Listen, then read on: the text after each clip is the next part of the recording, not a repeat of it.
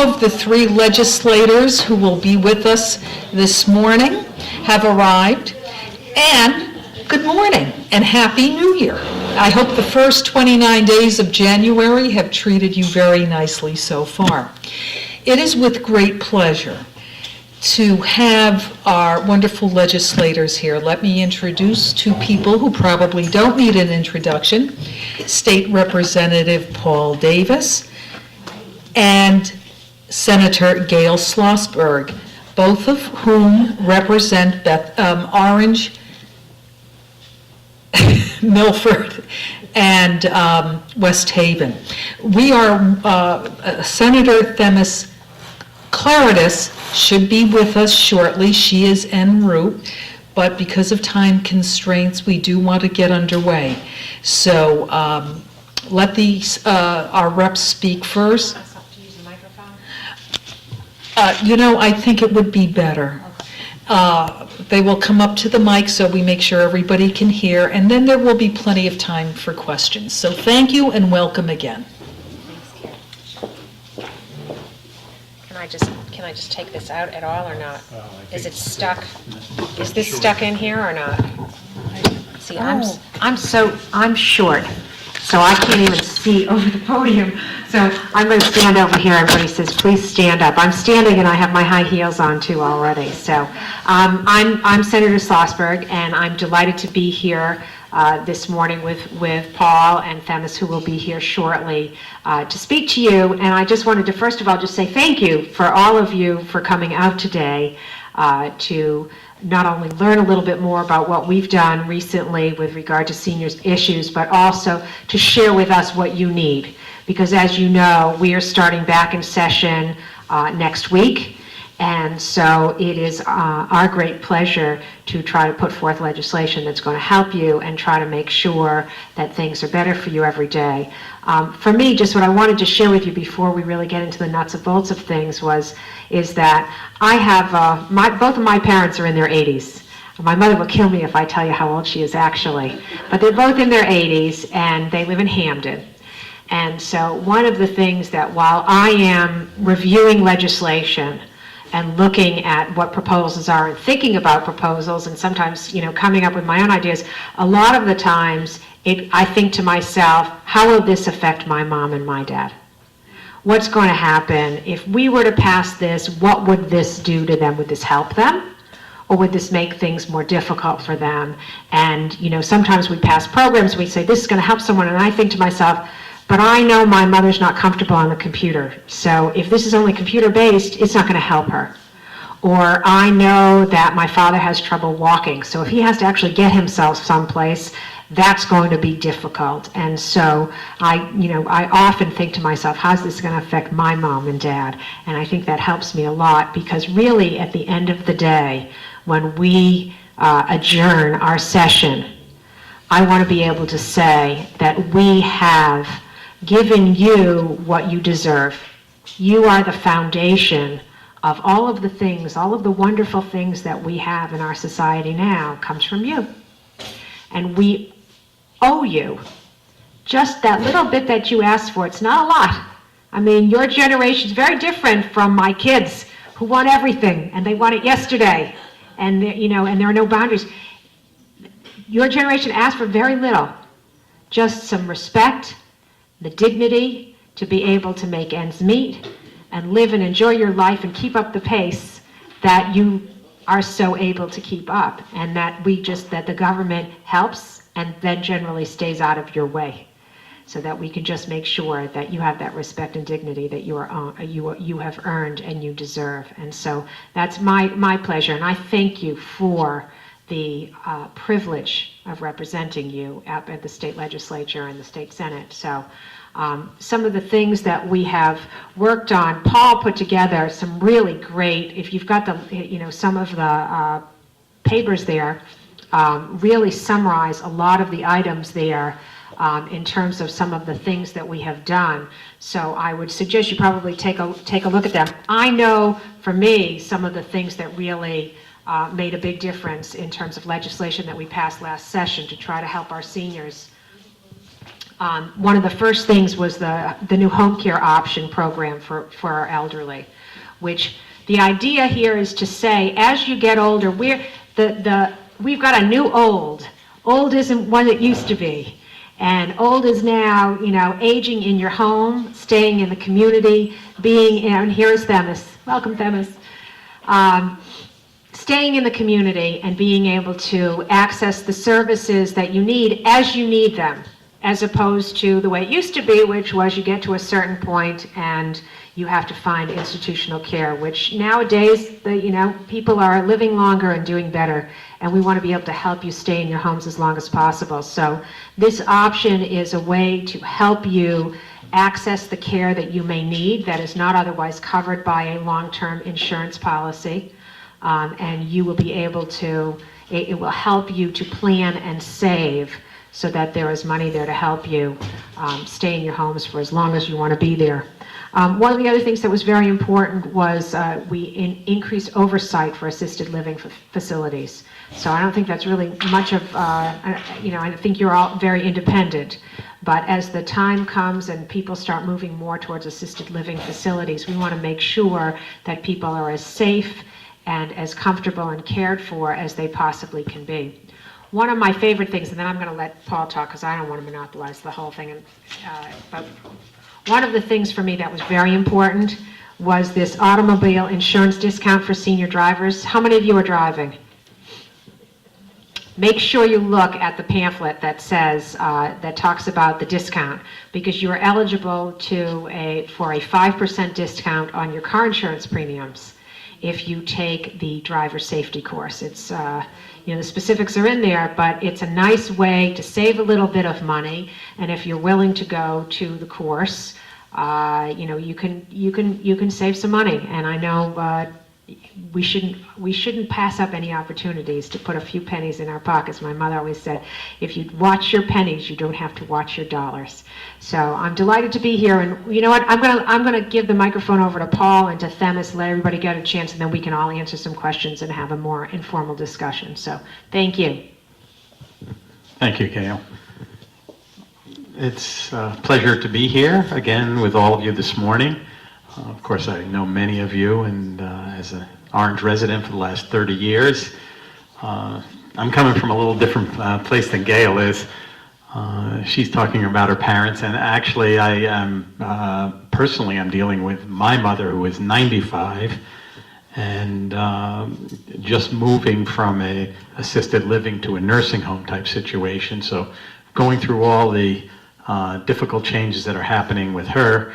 And of course, looking at things as a person who is retired, and my wife is still working, but coming up upon retirement. We're talking about all the challenges that we face trying to stay in our home, make sure we have enough income, as well as having grandchildren. And fortunately for me, my daughter living in Orange, and the difficulties that the young people are facing in today's society, and particularly in our community. So when we talk about legislation, when we talk about the difficulties that we're facing, we're not only talking about issues that affect all of us as seniors, but issues that are affecting the entire community, our tax problems that we have. And Gayle and Themis and I, of course, represent all different communities in the area. Milford, West Haven, and the issues are very similar from community to community. We talk to residents of other areas, and the same questions come up all the time. Is that it's so difficult to stay in our homes, the taxes are going up, the energy costs are going up, fuel prices, oil, we need some help. And the challenges are also very great because we're trying to provide services for our citizens, which cost money, and increase those services, and at the same time provide relief from the increased charges that everyone is exposed to because of the rising price of energy. So it's a difficult challenge. We're going to work on some issues. We're going to talk about some of the things that are important to you. We're going to save a few questions. I'll let Themis come up here and introduce herself, and then we'll get started on specific issues that are of concern to all of you. Well, I want to thank all of you guys for having us here and thinking about us, because we certainly think about you all the time. I always like to say that we fight about, as Republicans or Democrats, and sometimes Republicans fight with Republicans, Democrats fight with Democrats on lots of issues, but, basically on seniors issues, veterans issues, and most kids issues, we're all really on the same page. I mean, the three of us get along very well anyway, so we're very lucky. Trust me, that doesn't happen in a lot of delegations throughout the state. When I first got elected, I was very fortunate. I've always had a good group of people in all the towns I represent, my colleagues, but it's really not like that. So we're lucky that we get along, and you guys are lucky that we get along. It's true. But when I walked in, Gayle was talking about the home care option program for the elderly, and to me, that epitomizes what we really believe you guys should have, because it's really about independence. It's about independence, and you get independence by having more choices and more options. And the more control you have over your lives, the richer your life is. You feel like you're really, as we get older, there are certain things, like when we're little, there's certain things we can't control. As we get older, there's certain things we can't control. But the more, nobody wants to be taken care of if you don't have to be. Let's face it, even when in my age, when I need help from somebody, I don't really love asking for help. I do it, but, we all like to think we can take care of everything on our own, at whatever age you are. And when you get to a point where you can't necessarily do that, that's one thing, but we need to give you more options. This home care option is a great program because it allows you to have more control over what you're doing. It allows you to have accounts that you can put money in so you can decide where your money goes. A lot of the in-home care, which has been a huge issue to us, allowing you to stay in your home. Even when we're sick now, you want to stay, you have a cold, you want to stay home. You don't want to, who wants to be in a hospital? Who wants to be out of their home? Your things are in your home. That's where you feel comfortable, and that's where you can function at the highest level. So to us, it's really about giving you as many options as possible and allowing you as much control of your life for as long as possible. Thanks. Okay, we'll take questions now. And we're going to answer them as a tag team as usual, so just so you know. I wrote a letter to the cable company. I told them they shouldn't be going up on the prices because we're in such terrible programs. And a lot of the programs are repeat. So I said, what can we do about it? And they said, speak to your legislators. You are one of the few areas around you that do not have a senior citizen discount on your cable vision. I see Gayle wants to answer this question. Yeah, I just, in terms of a senior citizen discount, I think that's something that we'll have to do some more research on. But what I can tell you is that your cable bills, in terms of the prices and what channels they allow and things like that, when they say speak to your legislators, they mean your federal legislators, because that is regulated by the federal government. We at the state level deal with things for your cable access, dealing more with cable access, your government channel, your public access channel, your education channel, our Ogat, which is right here. We regulate some of that, but in terms of your prices and the channels that you have, that comes from the federal government, because we've had the same, I have the same frustration you do. Our cable bills go up constantly, and yet we lose channels. Well, then why can the surrounding towns have the discount? Well, you know what, that's something that I want to find out about, because no one has, at least to my knowledge, I don't know if Paul or Themis, have a different answer, but that's not a question that's been raised to me before, and I will find out about that. Carol, do you have an answer for that? What I can tell you is from my own experience. I have Comcast in New Haven, and there is a senior discount if you are a ConPace or a ConMap recipient. Now, of course, that doesn't take care of everyone, but just to give you a little experiential anecdote to the question. So there is a senior discount, but you have to be on a state program in order to receive it. But it does raise, I think, even a more universal question about, certainly if you can't do anything about the rates, you can't, but what about, I don't know if this is in your bailiwick, but even allowing more companies to come in so there's more competition. I mean, Comcast New Haven, it just has us right by the scruffs of our neck. And I don't know who the carrier is here. Cablevision. You're probably all in the same boat. So there's not a lot of competition in offering cable services. Right, that's been a big problem going on. I just wanted to ask Carol, when you said your Comcast server allows, has a senior discount if you fall into certain Income guidelines. But do you know if the other towns are similar to that, or they're just senior discounts? I didn't get the man's name when he called me. He was answering my letter by phone. And all he said is you're one of the few towns that surround you that do not get the discount. You know, I think that's something we probably have to look into, because the bottom line is we've got Cablevision and we've got Comcast. So if Comcast provides it, you know, it may very well be that Cablevision provides it as well, but what Carol is saying is that you have to be eligible by income guidelines. So that would be the concern, but I can tell you this, we will look into it and we will get back to Carol and let her know what is available from Cablevision, and we'll call them directly and just ask them, how is it that, you know, that Comcast is doing this and that you're not. It may very well be that they have that. It's just, for me, it's never come up before in terms of a question, so it's worth looking up. Then I had a question about oil. I questioned that, and it seems you've got to spend down till your only assets outside of your house are $10,000 before you can get any help with oil.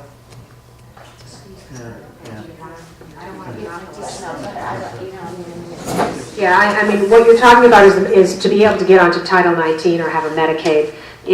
Just for the oil help, they have a... It's a low-income energy assistance. It's low-income heating, energy, and assistance plan, LIHEAP. It's and there are income guidelines that are that are set in order for you to be eligible for them. So the oil takes half of my Social Security for half a tank. Yeah, no, it's a huge problem. I mean, oil obviously is up over $100 a barrel. So we are all struggling with that in the state. I mean, everybody in the state, our municipalities, our state government, everybody is struggling with the cost of oil. And until we are able as a state to look into other areas, to deal with conservation, to diversify our energy portfolio so that we're getting energy from other sources, we are going to continue really to be, hogtied by the oil companies, which we continue to be, our oil is struggling with. However, there are a number of programs that are available to you for energy assistance and for oil assistance. So to the extent, what I'd like to do is really is to get your name and your information so that we can give you all of the numbers and the various other programs, because there may be something else available that you would be eligible for in addition to the program that you're mentioning. Gayle, if I may interject, Dennis Marsh, who is our outreach worker, has all of that information. And all you need to do is call Dennis at our main number. And for those of you who get the newsletter, just call our general number. But Dennis will assist older citizens as well as citizens with disabilities with getting on the state fuel assistance program, which is administered out of Orange's Community Action Program Agency team, which is located in Derby.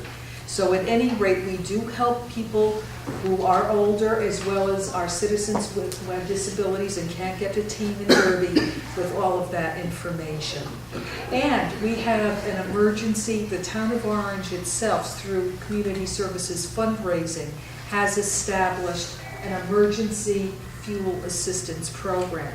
So if you heat your home by either fuel, oil or propane, and you have gone through all of your state allotments, we will, if you are income eligible, we will rent a one-time per heating season minimum fill-up, and the town will pick that up. I did talk to Dennis. You have to spend that. No, you don't have to spend that. You're thinking of something else. Right, but that's what I'm glad that Carol said that, because you guys have a great resource in Carol and this group, and every town, has similar resources, so please use them, ask those questions. We are always available, by email or by phone or by mail, so certainly come to us, but, these are great resources that you guys have, and you are correct about that one program, but as Carol said, there's several programs, and sometimes people, even I do it, sometimes you get them confused, you take one part of one program, one part of the other, you think it's just one program. That's to spend down is for Medicaid to be eligible for Title 19, but there's a fuel assistance program that's a separate program altogether. Just a comment. I realize many of us are in a situation where we don't meet those income levels, and we're in a situation where we're not going to get state aid. No matter what we do, they look at you don't need state aid because your income levels are high, but we're paying very high prices for various different fuels. Unfortunately, oil, which to my knowledge is probably the most common fuel in Orange, I know I have oil heat. It's an unregulated utility. There's various different oil companies, and sometimes it's incumbent upon us to search out what the better deals are. I know I've been with one oil company for the longest time, and my daughter said to me, "Well, what are you paying?" And I told her, I think the last time it was a fill was a 309, and she said, "Well, I locked in my price at 234 last summer." So very often, maybe we can put together a list of local oil companies and possibly do a search, or maybe we can look at purchases on a large basis. A lot of towns sometimes come together to purchase oil for their school districts or something like that. This may be something we possibly could look at legislatively to develop a group of buyers that maybe you can buy into and purchase a large amount at a lower price that wouldn't require any income levels. It would be something you'd actually buy into. So I think what we have to do is try and create unique ways of finding how we can save. And these are things that we can work together on the legislative end. As far as cable competition goes, we did pass some legislation that we hope at some time in the future, very near future, will open up some competition. There is a question as to how it will affect all of us, but it is possible in the future, and you may have heard about it. AT&T is moving into Connecticut to provide television service, and may act as a stimulus in forcing our local cable provider, now Cablevision, to lower prices to meet competition. So we are working in that respect, and we did pass that legislatively. Yes? Gasoline is outrageous. Now you go to Massachusetts, surrounding states, it's always lower. Why doesn't Connecticut lower the tax? We have one of the highest taxes on gasoline in the whole country. That's something the state can do. And not only for the elderly, they need it less than the working people who have to get to work. This actually is something that's been discussed. It is very often a political issue, and I'll let Themis come here and give her take on this issue. There you go.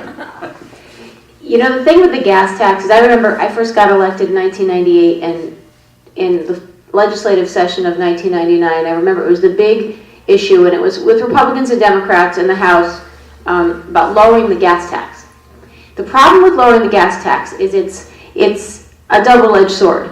You see the lowering of the gas tax like on day one, and then day 3, all of a sudden it went back up again, because the gas tax seems like it's just one tax, but it's not. There's so many taxes on your gas. There's federal taxes, and then there's our state taxes, and so it's a little difficult to discern which tax is which, and a lot of times they'll just end up raising the prices when the gas tax is lowered. So I remember in 1999, I think we lowered the gas tax, and I don't remember the exact number, but it was probably like 30-something cents at some point, and then it went back up.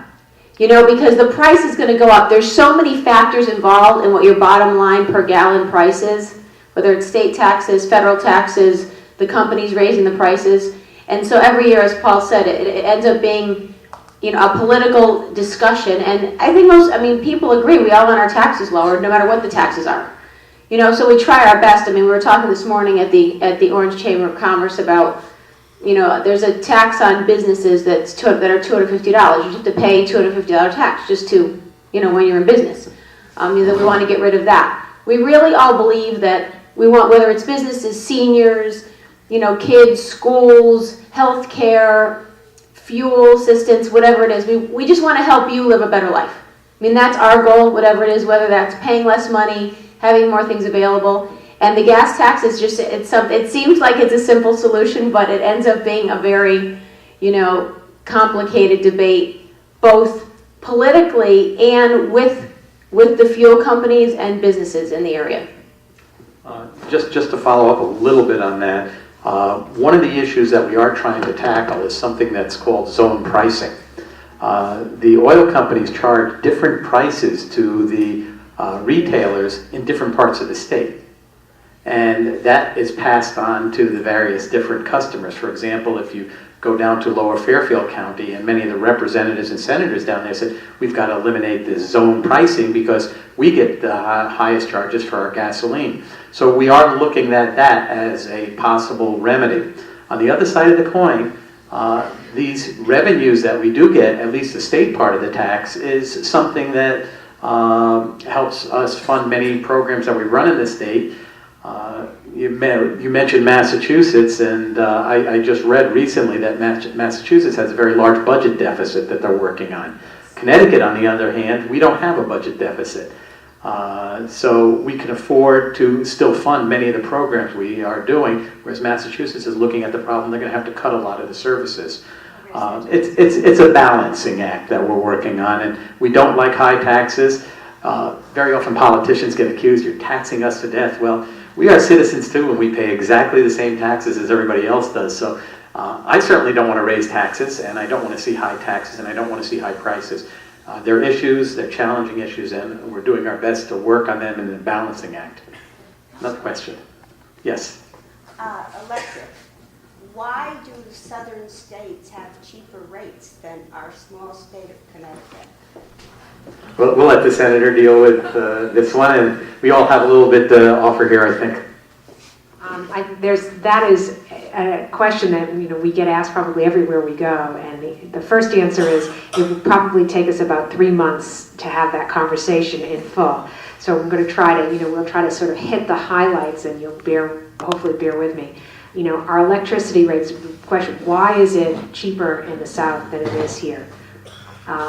Starting with the first thing, we are in the North, and in the South, they have a different climate than we have, so we're obviously using more energy. And the second part of that is we don't have the resources for our electricity. We bring electricity in. We bring it in from Canada. We bring it in from other places in order to, for transmission, for the actual electricity. We bring in oil. We bring in gas to fuel our power plants for generation. We don't have enough electricity. We are an importer of electricity. We are not an exporter. If you are an exporter, just like anything else, you have a lower price. We use more than we make by a lot. So by definition, we start off, we have to bring things in, which is, one of the reasons we have the awful transmission upgrades that we have going on right outside the window that has destroyed many of our backyards here in Orange. Part of the problem is we need to bring electricity in. Why is the cost so high? In our state, in our country, we are dependent on oil. Back to the same question. Oil is over $100 a barrel right now. It is astronomical. I can remember when it hit $60 a barrel, and it was the top of the news constantly. Can anybody actually believe it's up over 60? It's now up over $100. And we are going to continue. We've got a problem with the cost of electricity and with oil in our state, in our country. Our federal government needs to address energy independence so that we are relying on more diverse bases for having our energy, on renewables, on clean energy. We need to be going forward in that direction.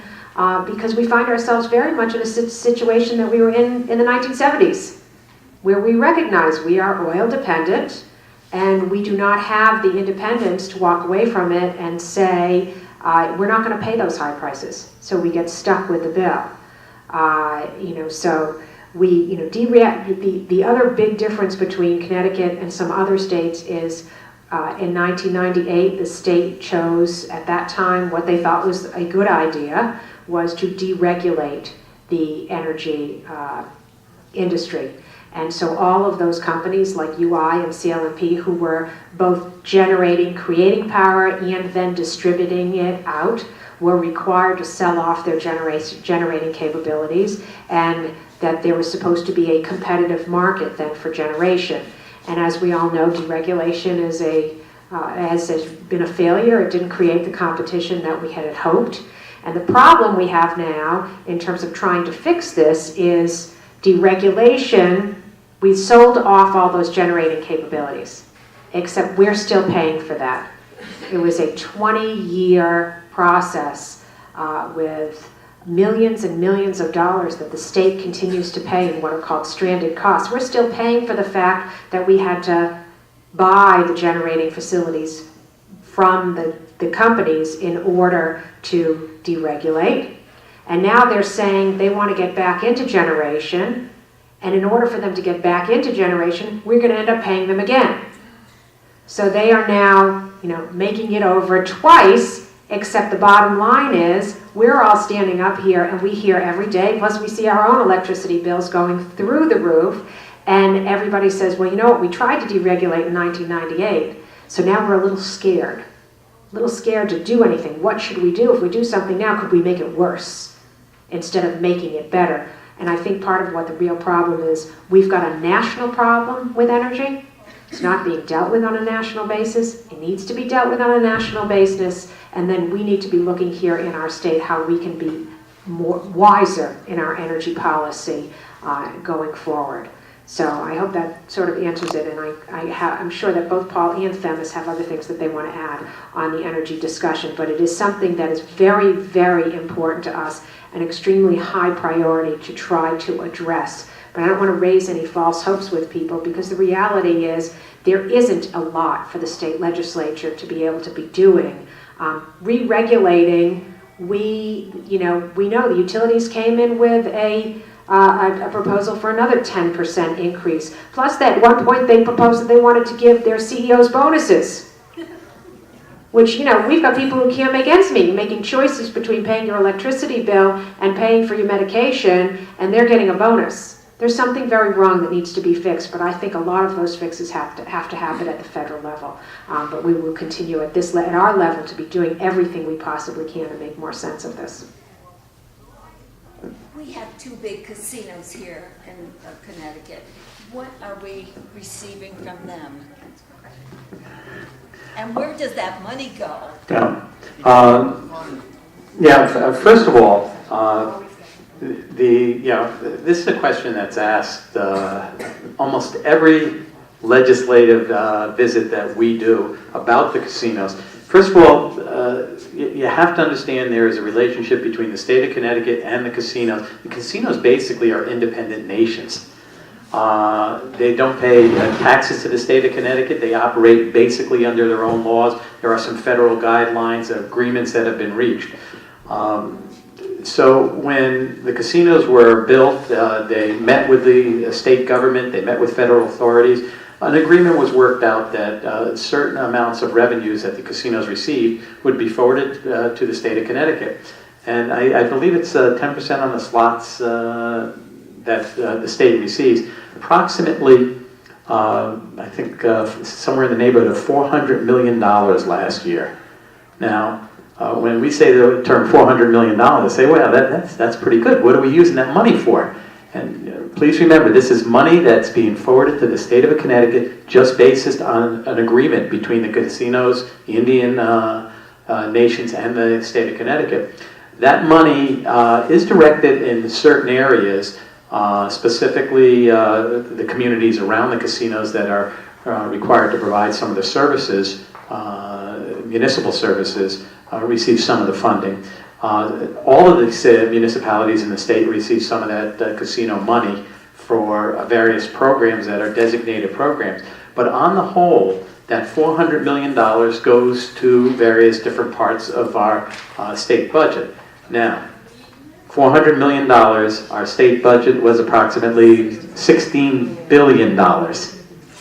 So, yes, the $400 million is a lot of money. The casinos are certainly generating large amounts of funds. $400 million in a $16 billion budget doesn't seem as much as you would think it would be, though. On the bright side here, the casinos have generated a tremendous amount of economy for the state of Connecticut. They have brought in much tourism. That part of the state had totally relied on industry, and the industries have died, and the casinos have come up and replaced them. I don't think there's a place in the United States where you can't go to now and people say, oh, that Connecticut, that's where the casinos are. I've got to get there someday. I heard it's beautiful in that area. The eastern part of Connecticut is really, really benefited by the presence of those casinos, and the state has benefited to some degree also. Fortunately or unfortunately, it's not quite as financially at the level that most people would have hoped it could be.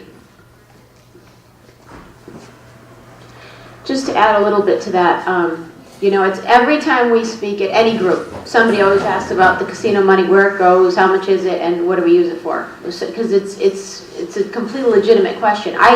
This morning we were at the Orange Chamber. I had to stop. I had to do like 5 things in the hour we had in between. I stopped at the supermarket. Somebody in the produce aisle asked me that question.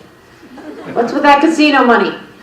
And the interesting part of it is this. Clearly, as Paul said, it has been a huge boon to this state. The eastern part of Connecticut, I don't know if a lot of you have been there, but there's really not a lot going on there. There really wasn't. I mean, that's the truth of the matter. I mean, Connecticut's the 3rd smallest state, yet it's clearly split in half. Clearly split in half, even to the point that we deal with our colleagues in the House and the Senate, and there are people in the eastern part of Connecticut that have never been on a Metro-North train, that have never been to New York City, that have never been, don't understand the traffic congestion we have in New Haven and Fairfield County, don't understand any of it. And you would think that such a small state, we would all have similar issues, but that's what makes it a little more difficult, because there are such diverse issues in this state for being such a small state. So the casino has brought a lot to it. The problem with the casino money, well, there's 2 issues, I think. Number one, when Governor Weicker negotiated this, it's called a compact, which is basically a contract between the casino and the state of Connecticut. When he did it, actually, it was a big deal. It was a huge deal, and the amount of money that we get from them was a huge deal. Now, having said that, all these years have passed, and, it's this much money compared to how much money they actually bring in. But you didn't know that at the time, and it's like when you negotiate anything, you really just negotiate with the information you have in front of you. So, in my opinion, we need to open that up, and it's very difficult to open up that compact, as they call it. I think we all agree that it should be opened up. It's just almost impossible to open it up, but we keep trying.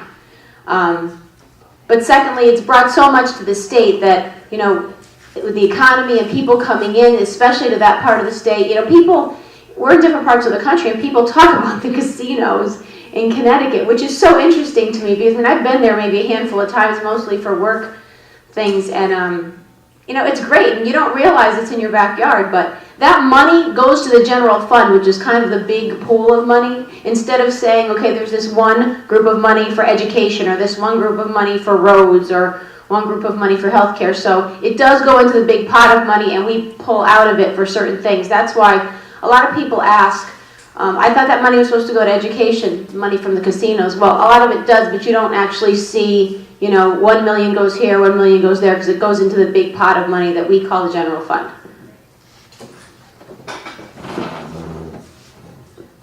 Hi, I was wondering if you could explain a little bit the home care option for the elderly and whether there are any income limits. Because there was a very interesting article in yesterday's paper which discusses options for remaining in your home. This is a program that started in, it started in Boston. It was called the Beacon Hill Village. And it's a movement that's spreading like wildfire which is basically a concierge service. But are there income limits for the options, home care options, and whether there might be some demonstration programs around the state for programs like this? Well, I'm going to answer you from, my information. I think Gayle has probably a little bit more information on that issue. I don't believe there are income limits on there, but what it allows you to do is open up your own savings account, okay, and put money in that account that you can use for the different services that you need. And that's kind of what we talked about before, giving you more independence, giving you more choices, instead of just looking at the state and saying, okay, what do you have for me? You have that money in that account, and then you can use it to plan and save for the cost of the services that you might need. The specifics for this, Yeah. you can, any of our offices you can call, and we'll get you every detail you need on it, because I'm admitting I don't know every detail of it off the top of my head.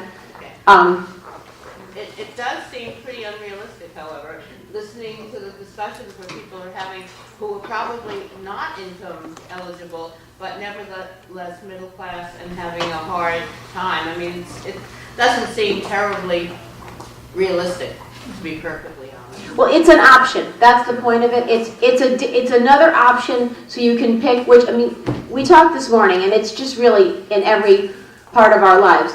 Each one of us here has different needs.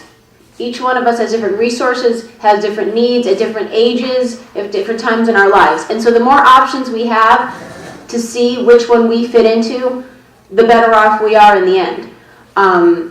Please call any one of our offices, and we will give you every specific on it, because I don't know, but that's the gist of the program. It's an option to give you to open up an account so you can pay for those costs and plan. Is it tax-free? The interest. The interest is. The interest is income tax free. The interest on the account. On the account is income tax free. The article I think you are talking about, and I had read it, it's more to make you aware of services that you can get. Exactly. It's a couple who themselves are, I believe, in their 80s. Yeah. And they live in Hampton, but their network to give the people in the area, mostly Hampton at this point, Right. the names of people that can, say, drive them to the grocery It's a store. resource. Pardon? It's a resource, really. That's what it is. It's really a resource, and they have, I'm aware of the program. There was a group of us who visited it in Hamden, and it basically is a concierge service where you pay either $50 a month or $75 a month if you're 50 if you're single, 75 if you're a couple, and this gives you access to lists of services. You need a shelf put up, or you need somebody to change a light bulb. You can't go up on the ladder anymore. You need somebody to come in, and you don't want to go or cannot get out to go to the beauty parlor or go to the barber. So this is basically, you're paying for a list, really, of services. And they also have a social worker who's affiliated with St. Raphael's, and you have access to her services on a Friday. So I mean, it basically it's called At Home in Hamden, and it's a resource, and it's something that is not income dependent. And please remember, as we said before, Carol certainly informed you guys that she has information on a lot of these issues you need, but whether it's your senior centers or our offices or any questions you have about possibly, if you had one of those questions, say, if you call us, we could find that out for you. Now, it's probably more efficient for you to say it with the Hamden example. They have all that right there from the area services and what was available, but you have many resources, and sometimes it's not easy to figure out what those resources are. And I understand that that's the issue, but going to people like Carol, going to our office, we can at least put you in the right direction or find out that information for you. One of the things that I would like to say is that is one piece of the continuum of care that we need for not only our existing older population, but baby boomers as they start moving along. That is getting the information out about not only the services that we have, but developing skill banks, for want of a better word. And the community services in Orange, we are interested in working with the group to do just that. And our office could be the conduit of coming up with that person who can change your light bulbs. Or, you know, help, even if it means helping you take down your winter curtains and put up your summer shears. Believe it or not, Handyman Incorporated charges $400 for 4 hours of doing just those kinds of things. All right? So somebody has made a business opportunity. What I would like to say, that what I see as a social worker are not only these issues among our older population, but more and more younger families in their 30s, 40s, 50s, and 60s are coming into my office with 2 people working and saying, with full medical coverage, and saying, I can't afford the co-pays. And those are working people. I can't afford my utilities.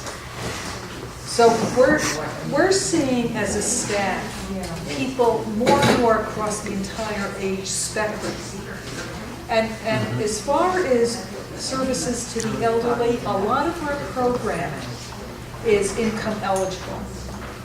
And while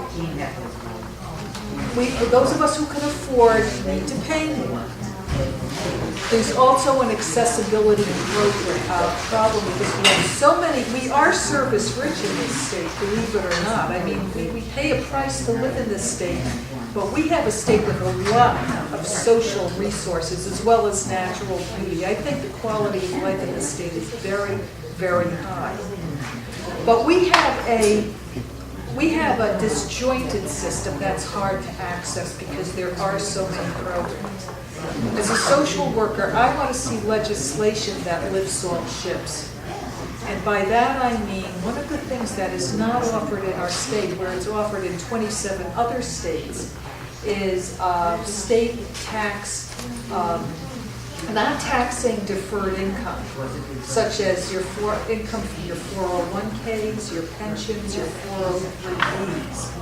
Other states don't impose a state tax on that. I would like to see that happen. And I believe if you reduce that tax, you might not have to have all these other programs. That might be a possibility because you're really lifting all ships. Also, since we have 169 different municipalities, each with their own tax laws and so forth, including more and more senior tax freezes. What about a statewide homesteading, where if you live in your home X amount of years, your taxes are frozen or reduced or don't go up at the same rate as somebody who maybe only lived in their home 5 years? Okay, Carol, thank you for, there was a lot there and a lot of very good suggestions on that. And, property tax and property tax relief, especially for our seniors, is something that we've continued to try to work on and focus. And I know Paul and I don't think that is whether we've had this conversation or not, but have talked about a homestead exemption and trying to work within the tax system that we have to make sense for our seniors so that people can stay in the homes, where you've lived, where you've raised your children, and where you want to stay, and not be run out of your houses as a result of high property taxes. That's something that we continue to work on, which needs to get addressed. We're hopeful that we will have some good, strong legislation coming forward that will help people stay in their homes and address property taxes. Because as you said very rightly so, while I think there was a period of time where we tend to think about this as very much a seniors issue, it really is an everybody issue. it's something everyone is struggling with in terms of maintaining the quality of life and the standard of living that we have so enjoyed in our state. And we are very much struggling with this. And as the economy turns, we're facing a potential recession. It's only going to get a little bit more difficult for people instead of a little bit easier. So those are things actually that we are talking about. In terms of the disjointed services, you're 100% right.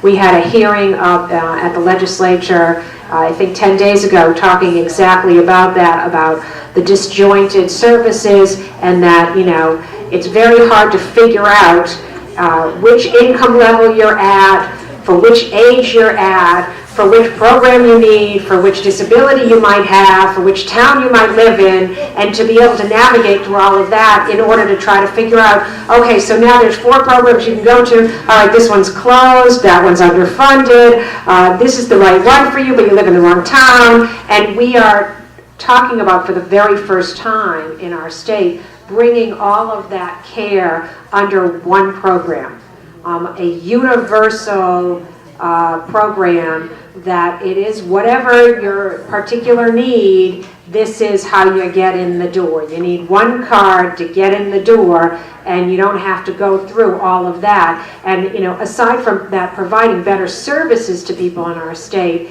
it will also reduce the administrative costs of it, and we would become a more efficient, effective government, and we use our tax dollars in a better way. So I believe that our programs can be collapsed if you can come up with a comprehensive social programming that lifts all ships. I also, oh my gosh, I forgot what I was going to say.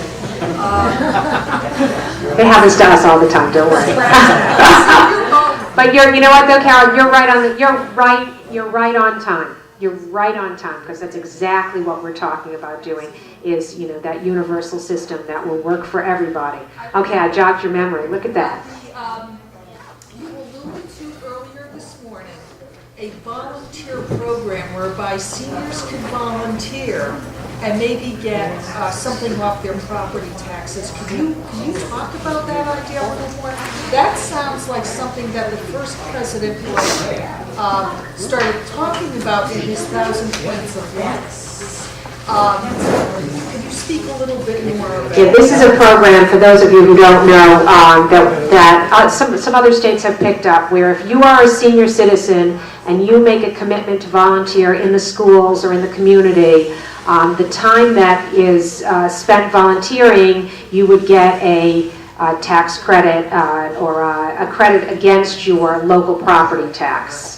And is a way to help you deal with that. And as we know, I just look around the room, I know we've got incredibly talented seniors who have a lot to offer, would be very useful in our school system and a lot of other places in our community. I see one of the things that we're missing in our society today, one of the reasons we have so many problems, is that we are separated. Our children are here, our working parents are here, and our seniors are here. And we are, my parents always say, it's the kids that keep them young. And the reality is that our seniors have so much to offer our children in terms of wisdom. And, there are things my parents can get my kids to do that I can't get them to do. And there's great value to that. And that's a value we lose in our society today. So if we are able to use, to have a program like that where our seniors are coming in and getting some compensation for that, as a tax credit against your property taxes, it helps our seniors, but the actual value you're getting is like the MasterCard commercial, it costs $50, this costs $50, that costs $45, but the value is priceless. And so to have you participating in our community in that way is really priceless, which also the other piece of that was when you're talking about coming up as being, this community center being the center for having lists of skilled people, tap into your young adults. I have teenage boys who are very good at changing light bulbs. We have a youth job there. And what a wonderful way to match up, some teenagers and some young adults who may be looking, need a little bit of spending money, who are more than capable and very willing to or, gift cards to the grocery store and have a variety, that might be a very worthwhile program. And one more thing, and I promise not to say anything. Did you pay your dues this month, Carol? Connecticut is very resource rich. We have beautiful land, we have mountains, we have water, we have world-class healthcare facilities, we have some of the best cultural opportunities in the whole United States. We have fine minds. I say let's put our minds together and have a state where people from all over the country, indeed the world, will say, look at how much those people love each other. Okay, we still have some additional hands. I'm going to hand the microphone over to Themis and Paul. I have to be on the road, so I apologize for that. If people have additional questions for me, please feel free to call me. You've got my numbers on the page in front of you. You can always call me at home, 878-6412. I'm delighted to hear from you. Thank you all very much for having me here, and I leave you in the very capable hands of Themis and Paul for the remainder of the questions. And they'll fill me. We work very well together. They'll fill me in on the additional questions. So if there's things that we need to be working on together, we can do so.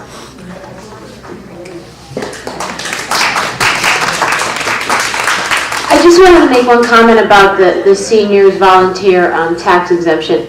When we talk about giving people options, there are so many seniors that do volunteer work to begin with. And as Gayle said, not only do you benefit because you enjoy doing it, the group you're volunteering for benefits. Everybody involved with that group benefits. And Massachusetts did it, actually. And I think when we submitted the bill, there certainly has to be an income limit on there. I think it was $650 at the time we put it in. But that's an exemption on your income tax. Every little bit counts.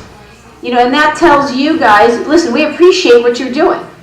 And maybe you should do more of it, because it'll help you and it'll still help the people that you're doing it for.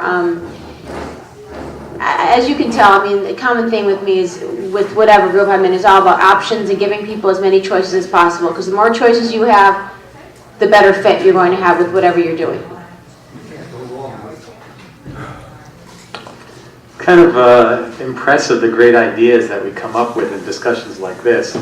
One of the things that I noted when I first ran for office, and I tried to listen very carefully to conversations about what I would call responsible legislation. It's important to keep in mind that every piece of legislation that we offer has some sort of ramifications, whether they're fiscal, whether they affect a person's life. And we have to make sure that we're targeting the right audience, people who need the legislation, and it's good legislation. I bring that up because last year, when many people in Orange brought the problem to me about the tax issues, property tax, I commissioned our Office of Legislative Research to do studies of what other states are doing to assist seniors in this issue. And there are programs all over the country, all different states having all different types of programs. Up in Hartford, we seem to be very good at doing what we call permissive legislation. We permit a town to institute these programs and are not willing to pay for it. So, for example, if we have a senior tax deferral and we say, well, the town of Orange, they can offer their seniors of certain levels of income a tax deferral on their property, whether it's a homestead or whatever, you have to look at the broad picture. What does that do to the revenues that the town of Orange is receiving? It shifts the burden from senior citizens to the rest of the citizens who are saying, wait a second, I know your taxes as a senior aren't going up, but mine are going to want to go up now 12 or 15%. So, while it sounds great and say we really should do it, we have to consider every aspect of what we do. I believe that we need to work from Hartford. I don't think we should be doing permissive legislation. If we do this, we need to provide the funding to do it. We can't put it on the taxpayers of the town any longer. So The one promise I will make to you, and I don't like to make promises I can't keep, the one promise I will make to you is I will work on these issues, and I will work in a responsible manner so that we don't burden everyone with the problems of a few. We try and spread it out so that we are all working toward that goal of helping each other. I guess we could take a couple more questions before we... Lady shows them Themis's enactment whereby the insurance company pays. Bill, was that I got a phone call from somebody about that, and clearly on the surface it made a lot of sense. Now we had to put a limit on the amount. Doesn't mean anybody who has any experience in this area knows. I mean, you can pay thousands of dollars for a wig, obviously, but just keep in mind this one thing. I felt very strongly about that, and I badgered all my colleagues until, most of them supported it and some of them didn't, but I badgered most of them until they voted for it, as I usually do. But when you talk about healthcare and we talk about all these healthcare issues and the cost of healthcare, a lot of what the insurance companies are saying is that the prices go up because of all the mandates. And a mandate is when the state or the federal government says you have to cover wigs, or you have to cover, scarring, or you have to cover this, that, the other thing. So I appreciate, thank you very much for that compliment. It was very nice. And I know so many people, that have gone through that terrible, terrible experience of chemotherapy and losing their hair have benefited from it. So, everything's a balancing act. You have to decide, okay, well, this is the downside, this is the upside. And clearly for me, that the upside was much greater than the downside. But just please keep in mind that everything we do with the mandates for insurance companies, that adds to the cost. So we have to really, every time somebody says this should be covered or that should be covered, we really have to take it under consideration, even though they're all valid. Every time, I don't think there's any, and I think Paul will agree with me, anytime anybody has ever said, insurance companies should cover X, Y, Z, I don't think anybody ever says, why would they want to cover that? They're all that. We all have different health issues. We all have different things we've experienced or know other people who have experienced. But, it is a balancing act. I like I said, I came out on that side with that issue, and it's one of those things you go to sleep at night and you say to yourself, this whole job is worth it, because you can see the people it helps. But it's a difficult decision when these things come up, because you have to balance your conscience with cost. And even though we don't like to think of it that way, that's why you pay your taxes. That's why we sit here and we decide, fuel's too high, oil's too high, healthcare's too high. They're difficult decisions to make, and please understand that we take them all very seriously. We make none of them lightly. Is anything being done about electricity charges in the state? I don't know, I came in late, I don't know whether that's going to be. I know I think we spent most of the past hour and 15 minutes discussing that. I actually have to run in a minute. One of us, we keep peeling off one at a time here. Poor Paul. No, he's the lucky one. He gets to stay with you guys. I actually have to be in Hartford. We did discuss that. We discussed the fuel assistance programs. We discussed the fact that Carol has a lot of information on programs that you can avail yourself of, and clearly calling our offices anytime with any issues you have to discuss any of that stuff. Do you have a specific a question in regard to that? Because we could sit here all day and discuss energy costs. Did you have a specific question? No, I just wondered about, whether the state legislature is taking some action regarding in that area. Well, last year we voted on an energy bill. It was a rather large energy bill, and it continued Connecticut's leadership in the country as far as conservation. We really believe that this is a big problem, clearly. It's a national problem. It's an international problem. It's certainly not something that's exclusive to this state. But a lot of conservation things that we've developed and we believe in have put us in the forefront, which makes me very proud of what we've done with it. But it's a problem. I'm not going to sit here and tell you that, after this session or after next session, the problem's going to be gone. We're oil dependent. We're fuel dependent. And we have to do something to figure that out. And I think, You know, as we talked about this morning at the Chamber of Commerce breakfast, and we spoke earlier today, it is a federal problem that they have to move forward and help with your costs. You know, I have to run, but I also want to give everybody my phone number if you don't have it. My home number is 735-5911. And probably the easiest way to get me is my office. I'll give you the toll-free number up there, which is 1-800-842. Oh, it is 1423. Okay, I just wanted to make sure. Everybody's writing. That means I'm going to get a lot of calls.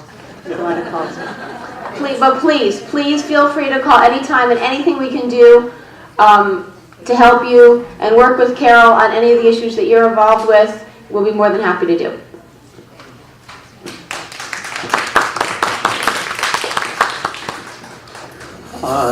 I'd like to finish things up. Is there any more, one more question maybe? No? We're all set?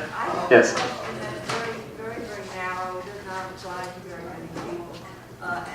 Legislation, and we'll continue to work on it. I'd like to sum up and first of all, thank everyone for coming. I know my colleagues very much appreciate the opportunity to speak with you and learn from you. People keep on asking me the question that seems very obvious. Well, how do you guys figure out what kind of laws to pass? And the legislation basically begins with our constituents, with the people like yourselves, coming to us with suggestions. We give out our phone numbers so that we can get that information, so that we can assist you. And it's important for all of you and all of our viewers on Ogat to keep that in mind. If you have an idea, if you have a problem, get a hold of one of your legislators. When it comes to representation, for those of you who don't know, we have 2 districts in Orange. Representative Klarides and myself actually split the town almost in half. If you are a voter at Mary L. Tracy, she is your state representative. If you are a voter at High Plains, I am your state representative. And that's probably the easiest way to distinguish it.